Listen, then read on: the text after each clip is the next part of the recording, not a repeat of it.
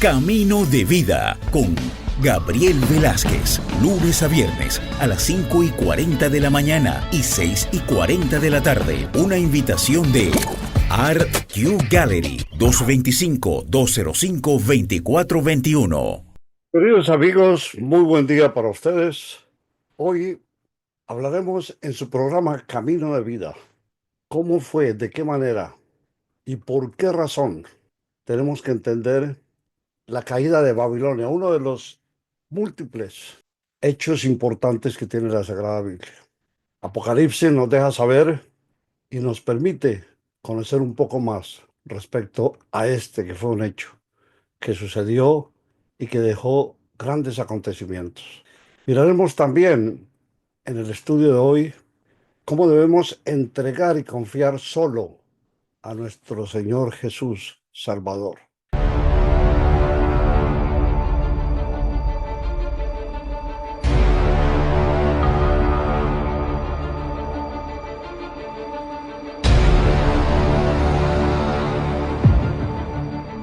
Isaías, uno de los profetas más importantes que encontramos, nos deja conocer muy en detalle cómo debemos guardar paz en el pensamiento de acuerdo a cómo el Señor persevera en nosotros.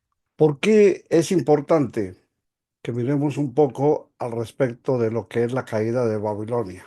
Porque lo encontramos en el libro de Apocalipsis 18, versos 1 al 10. En este libro se describe de manera detallada la caída de Babilonia, la gran ciudad que representa los reinos del mal, la idolatría, la corrupción y la persecución de los justos. Babilonia, que en el contexto simbólico de Apocalipsis representa un sistema mundial corrupto y opuesto a Dios, experimenta un juicio que es divino y irreversible. El pasaje no solo nos habla de la destrucción física de la ciudad, sino que también simboliza la derrota de todos los sistemas de maldad que se oponen al reino de Dios. La caída de Babilonia es una expresión del juicio final de Dios sobre el mal y una promesa de vindicación para los justos. Este evento tiene una dimensión cósmica, ya que no solo afecta a Babilonia como ciudad, sino que también afecta a las naciones y a todos los comerciantes que se han beneficiado de su maldad. A través de esta caída, Dios establece la supremacía de su justicia y su santidad. Los elementos claves que encontramos en este pasaje son la voz del ángel anunciando la caída de Babilonia. En el verso 2, un ángel proclama el gran poder de la caída de Babilonia. La repetición de la palabra ha caído subraya la certeza e irreversibilidad del juicio. Babilonia, que representa un sistema mundial de opresión, idolatría y corrupción, se convierte en una morada de demonios y un lugar de iniquidad. Y la gloria de Babilonia se convierte entonces en suciedad y desolación. Principalmente el pecado de Babilonia fueron fornicación y lujo. El verso 3, encontramos que Babilonia es descrita como una ciudad que ha engañado a las naciones con su fornicación, su símbolo de pecado y de idolatría. Las naciones y los reyes de la tierra se han entregado a la corrupción y la decadencia de Babilonia. Es, así como de los mercaderes que con su lujo han prosperado. Esto refleja un sistema económico que se alimenta de la injusticia, la opresión y la codicia. Hay un llamado a salir de Babilonia. El verso número 4 nos dice que hay un llamado a los fieles, al pueblo de Dios, a salir de Babilonia para evitar compartir en sus pecados y en sus plagas. Este es un llamado a la separación espiritual del mal. Es una advertencia para que los creyentes no se dejen arrastrar por el sistema corrupto y por ese mundo de idolatría y corrupción que representa esta ciudad. Es un llamado a no participar en las prácticas de maldad que serán juzgadas. También vemos que en el juicio de Dios sobre Babilonia, los versos 5 a 8 describen la magnitud de Dios en su juicio contra Babilonia. Sus pecados han llegado hasta el cielo y Dios no olvidará sus maldades. El juicio será doble por la opresión y el lujo con que Babilonia ha vivido sin reconocer su culpabilidad. La ciudad será destruida en un solo día por plagas, muerte, hambre y fuego. Este juicio se llevará a cabo porque Dios es poderoso y es justo. Y vemos luego el lamento de los reyes y de los comerciantes. En los versos 9 y 10 encontramos cómo hay lamento de reyes y comerciantes que se beneficiaron del sistema de Babilonia. Ellos observan desde lejos la destrucción de la ciudad y el juicio divino que se desata sobre ella. Los que participaron en la lujuria de Babilonia ahora lloran por la pérdida de sus bienes materiales y su poder, pero no se arrepienten de su complicidad con el mal. Mirando todo este contexto y estando a siglos de ese acontecimiento, encontramos lecciones que son claves para poder entender y para poder captar el mensaje que hay en este párrafo de la Biblia. Este pasaje muestra claramente que Dios juzgará de manera justa e irreversible a todas las naciones y sistemas que se oponen a él. Babilonia, siendo un símbolo del sistema corrupto y malvado, enfrentará un juicio implacable debido a la idolatría, corrupción, opresión y lujo. La caída de esta ciudad es la caída de todo un sistema de maldad y del mundo, recordándonos que Dios es soberano y es justo. Vemos luego esa llamada a salir de Babilonia, en donde el Señor pide a su pueblo que se separe de esta ciudad. Es una advertencia a los creyentes de hoy, no participar en los sistemas de pecado y corrupción que el mundo ofrece. Aunque vivimos en un mundo lleno de maldad y tentaciones, los creyentes somos llamados a vivir separados del pecado, de la injusticia, y para nada debemos ser influenciados por las prácticas corruptas de Babilonia. Las consecuencias de vivir para el lujo y el pecado son un ejemplo de la autosuficiencia y cómo a través de la historia hemos visto que el lujo excesivo, en el que se busca la gratificación personal a costa de los demás, hace que las riquezas, el poder y el disfrute mundano de Babilonia terminaran en ruina. Es un recordatorio de que aunque la riqueza y el poder, que son mundanos, pueden parecer atractivos, al final no ofrecen ni seguridad ni garantía de que desaparecerán. Los que se benefician del mal sufrido a consecuencia de la pérdida de todo lo que tenían cuando Babilonia sea destruida, ellos se lamentarán y ese lamento no será de arrepentimiento genuino, sino por la pérdida de lo que tenían. Es un aspecto que muestra la dureza de corazón de aquellos que se aferran al mal y a la riqueza temporal. El juicio que se derrama sobre Babilonia es justo.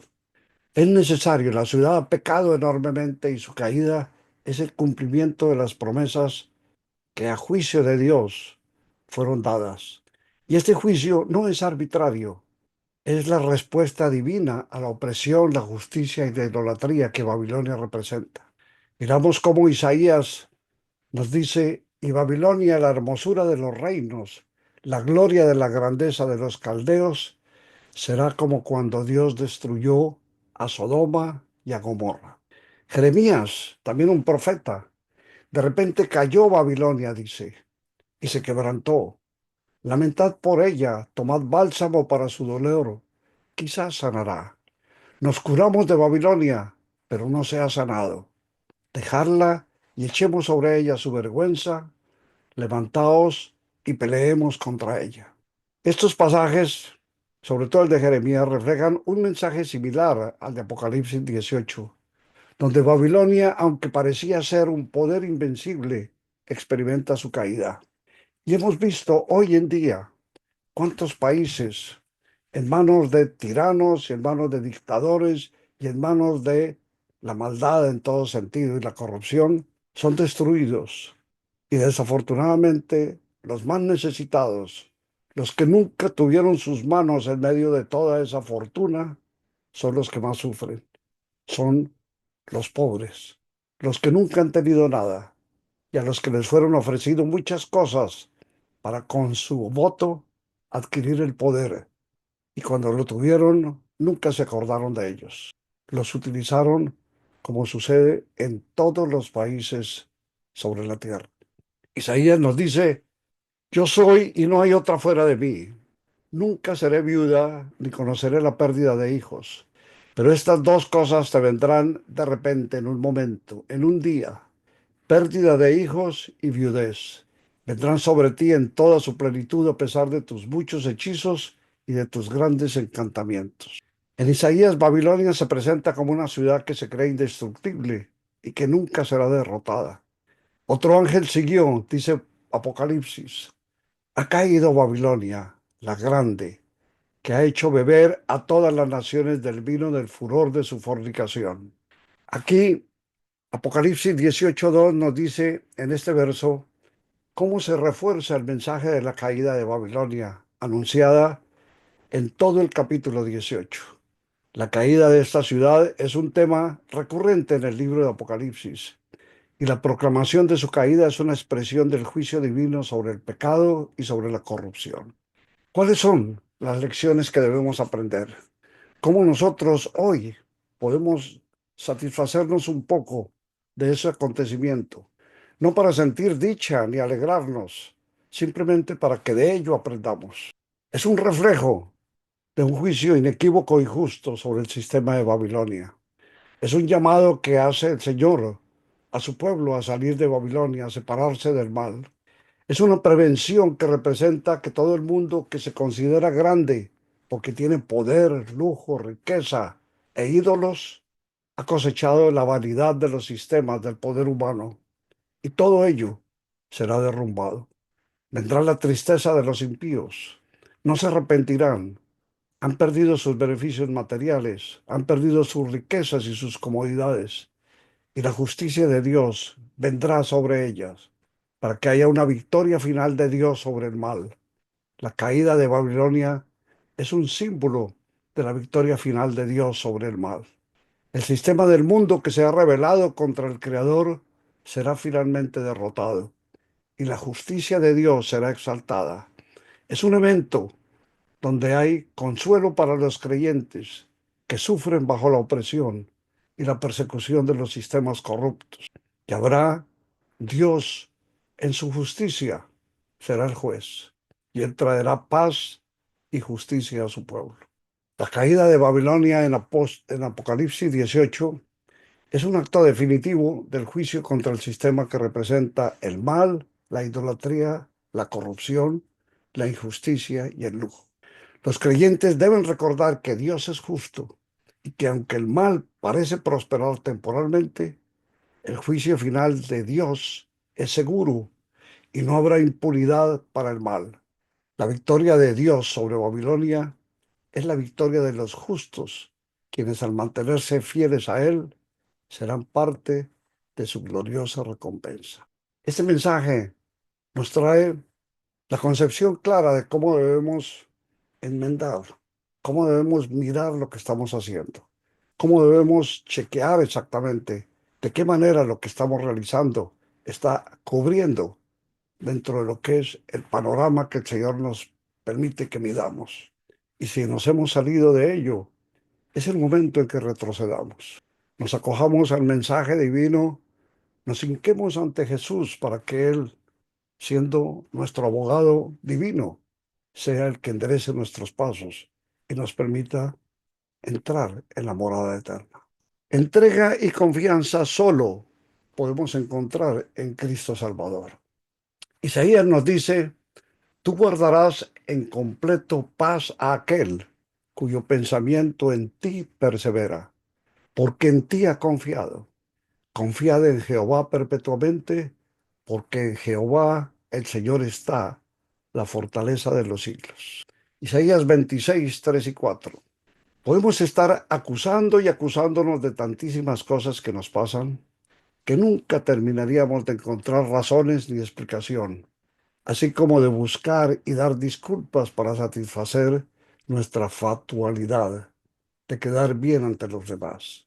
Quien a sí mismo se estima como suficiente está encontrando el camino rápido para su condenación. Nos abstenemos de dar y de desprendernos de las cosas materiales, porque suponemos que allí radica nuestra confianza, nuestra grandeza, y la que puede ser llamada capacidad de conquista y de dominio no es sino la equivocación grande de estar perdidos buscando los tesoros del mundo, que no vemos y que no queremos a veces ver dónde está nuestro error y por qué lo que hacemos es pecado contra Dios. Confía el hombre más en su capacidad natural, que es limitada, que en la gracia de Dios que lo creó y lo mantiene con vida. Y ello significa rebeldía y desobediencia, ya que Él nos ordena estar sujetos a su palabra y cumplir lo que Él nos manifiesta conforme es su voluntad. Lo hemos dicho una y muchas veces. No nos empeñemos en encontrar a Jesucristo y estaremos perdidos. Si nosotros no buscamos a Jesús, no habrá absolutamente ninguna posibilidad de poder reencontrarlo después de nuestro paso por este mundo. No podemos estar en búsqueda de tesoros que no tienen valor espiritual, ni tienen el poder de acercarnos a quien puede darnos la vida eterna. Si cambiamos y preferimos las ofertas y tentaciones del mundo, entonces seremos dignos, sí, dignos del castigo que Dios tiene para quienes no cumplen su palabra y sus mandamientos. Cuando vemos la figura de Jesús y tratamos de imaginar la realidad de los que fueron sus muchos momentos de padecimiento y de dolor, tenemos que sentir y revivificar nuestro espíritu en la seguridad de que Él, que todo lo sabe y todo lo conoce, mirará en nuestro corazón como solo Él puede hacerlo y nos permitirá sentir su sacrificio y comprender el valor de su holocausto, por el cual nos dio perdón y vida en su majestad celestial. Igual debe ser entendido y extendido a cada ser que en la gracia de Dios puede ver que Él es salvador de almas arrepentidas y de quienes le confiesan y aman de verdad. Él está en la vida de quienes Él quiere estar. Y por ello, nuestro clamor debe ser el de lograr ver, conocer, captar y esperar su misericordia y su infinita bondad, si a Él escuchamos y solo si a Él obedecemos. Podemos suponer y creer que todo está perdido en nuestras vidas, pero para Dios nada es imposible. Él puede salvarnos y darnos un nuevo corazón en cualquier momento. Y solo necesitamos que Él lo haga. Y Él a nadie niega cuando la petición es de verdad, con sinceridad y arrepentimiento, buscando solo su gloria divina y la esperanza de su reivindicación eterna. Solo Dios nos puede dar su perdón. Solo Cristo Jesús es el camino en donde podemos encontrar ese que son los pasos para llegar a su eternidad. Por eso, miremos en todo momento que quien solo confía en Jesús siempre encontrará la meta de no estar perdido. Siempre encontrará el camino para llegar a la gloria que el Señor promete a quienes a Él obedecen. Meditemos en una frase interesante, sobre todo de por quien la dice. Una señora llamada Rosa Parks fue una activista africanoamericana, una figura muy importante del movimiento por los derechos civiles en Estados Unidos, y se hizo famosa porque se sentó en una banca que solo estaba autorizada para los blancos, a cambio de hacerse al fondo del camión del bus, en donde estaba el lugar para los negros. Esta mujer escribió: desde que tengo memoria, sabía que había algo mal con nuestra forma de vida cuando las personas podían ser maltratadas por el color de su piel. Este es un tema que nos daría para escribir un libro, como muchos libros se han escrito. Y yo personalmente considero que hoy en día es el momento en que el color de la piel se está reivindicando ante el mundo y está exigiendo la justicia que nunca se le dio. Pensemos sobre ello, meditemos también. Digámosle al Señor gracias, gracias Padre bendito, por dejarnos conocer tu verdad en Jesús y a la vez por darnos la seguridad de tu perdón y regeneración de nuestra alma. Oramos en el nombre sagrado de Cristo Jesús. Amigos, gracias. Esperamos que nos acompañen todos los días con su presencia y con sus oraciones en este su programa. Y que nos ayuden también con sus donaciones para el Ministerio de Camino de Vida.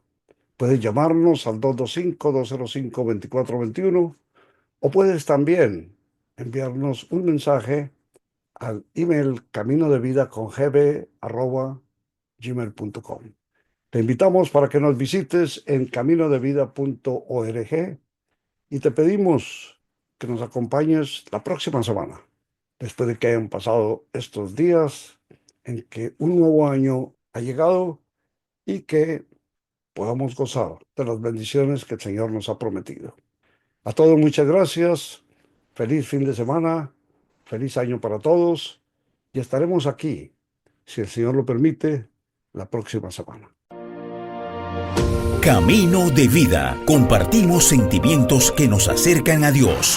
Con Gabriel Velázquez, ministro cristiano, escritor, coach y licenciado en comunicaciones. Lunes a viernes a las 5:40 de la mañana y 6:40 de la tarde. Para toda la familia. Cultivamos valores y principios morales y espirituales para toda la eternidad. Camino de Vida. Una invitación de Art Q Gallery.